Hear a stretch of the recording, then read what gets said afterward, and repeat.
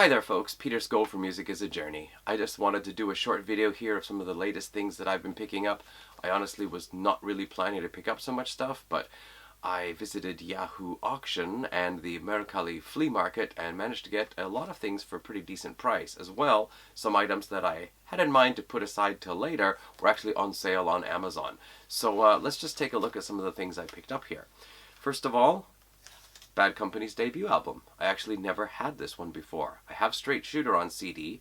I used to have Desolation Angels, Straight Shooter, and I think Running with the Pack on cassette, but never had the debut album before. I recently did my 1974 video, and somebody in the comments mentioned that I didn't have this one, which I only just talked about. And CGC Vinyl mentioned this in one of his videos, saying what a great album it was. So I thought, oh well, I'll put it aside, and then saw 27% off on Amazon, so I picked it up for a really reasonable price. Now, ordering this, the cost wouldn't have put it into the free shipping zone, so I looked through a stack of other stuff I had in my standby at Amazon. At the end of last year, I watched some thrash metal video thing on YouTube, and I went and put a whole bunch that I didn't have that were mentioned in the video, and I thought, okay, I'll be looking at those later on in the year. So one of them that was quite cheap, this was Death Angels Act 3, their third album. So put that together with Bad Company, so it went just over the free shipping price. This actually really surprised me. I'm not all that familiar with Death Angel other than their debut. Starts off with two really great thrash metal songs, and I hadn't actually listened to thrash metal much recently, so that really hit the spot hearing those two. But the rest of the album was quite a surprise, because there's an all-acoustic track, there's a half-acoustic track, there are some that are a little bit more groovy, there's one track where the bass really figures in prominently to give the groove to it, so I really enjoyed this album. I don't know if if this is a concept album, if it tells a story. I've only listened to it once, and then the first two tracks a second time, but I was really impressed with this one. So that's Death Angels Act 3, their third album. Then, quite by accident, while I was snooping around on Yahoo Auction, I discovered this here. This is Pantera's debut album, Metal Magic. Love that cover artwork, huh? I didn't even know these were available on CD. As far as I understood, the band just basically disassociated themselves with their 80s work, and they said that from Cowboys from Hell, that's where Pantera was really born. I actually remember seeing in a Metallian magazine, we had a metal magazine in Canada in the 1980s called Metallian, and I remember their two-page spread centerfold having a picture of some band named Pantera, which I knew nothing about. But I remember the name because it reminded me of Panther. Go figure. Anyway, glam metal by the looks of it, but here they are. So Metal Magic, and I also got Power Metal. Now the Metal Magic one, the CD has got a few minor scratches on it, doesn't affect the playing performance.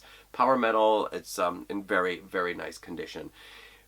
What was I going to say about these? Oh yeah, so the first one here, I'm actually surprised by how much keyboards there are on here. Also, the production on the debut, it does sound like a 1983 debut metal band production. It's not all that great. The drums are overly loud, I find, but it's still, you know, the songs overall, I mean, if you don't want to think about how Pantera came to sound in the 90s, it's alright, it's pretty good. I'm glad I got it.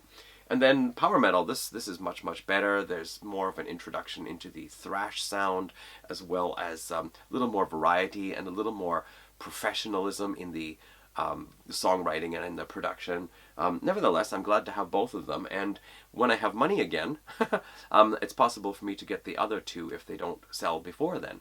So I'll be looking at those ones as well. Okay, so that's Pantera.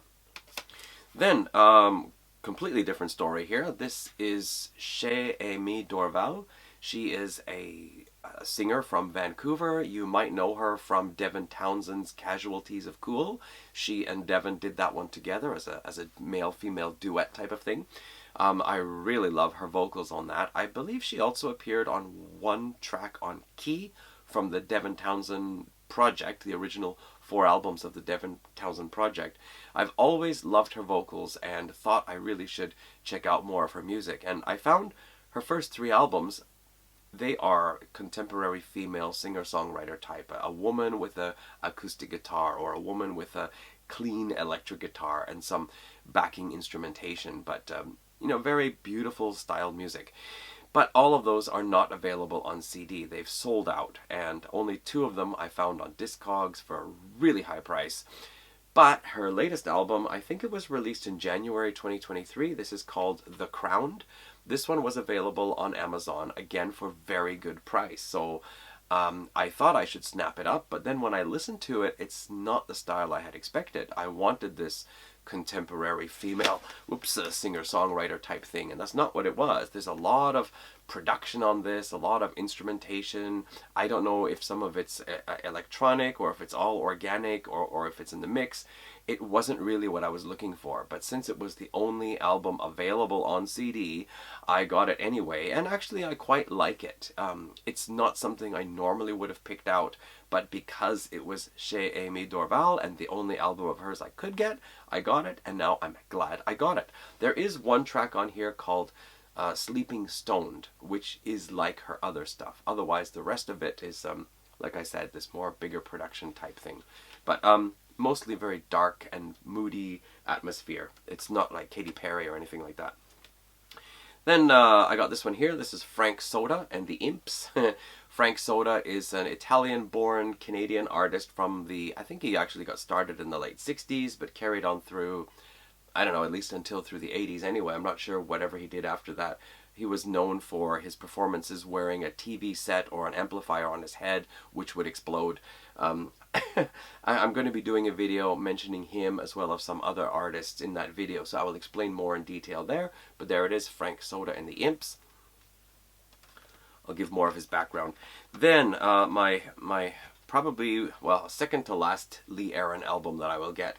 This is her self-titled from 1987, and honestly, this one here is really not my style. Listening to it again, there's just way too much pop rock production on this. Her voice is great, the songwriting is great, John Albani's guitar is great, and there's some good music on here, but there's just too much effort to turn her into a pop rock artist rather than the melodic metal hard rock artist that she was on her first 3 albums. But, you know, I'm becoming a Lee Aaron completist here, so I had to get that one. And going along with Frank Soda, this is Jerry Doucette, simply known as Doucette here. Mama Let Him Play was his one big hit. It reached the top 100 in the States, so you might want to check that one out on YouTube. Mama Let Him Play by Jerry Doucette. He's also coming up in my discussion along with Frank Soda and a few other bands, so I will save the explanation for that video. And then finally, I mentioned maybe sometime or another that I'm thinking to do a video about Y&T this year, and by an interesting series of coincidences, somebody commented on my video about Blue Oyster Cult, you should do a video about Y&T, and I thought that's a good idea. So I tried to look at some of the albums that I didn't have and found they were really hard to get or very expensive. But then I found someone selling them on the Mercalli flea market.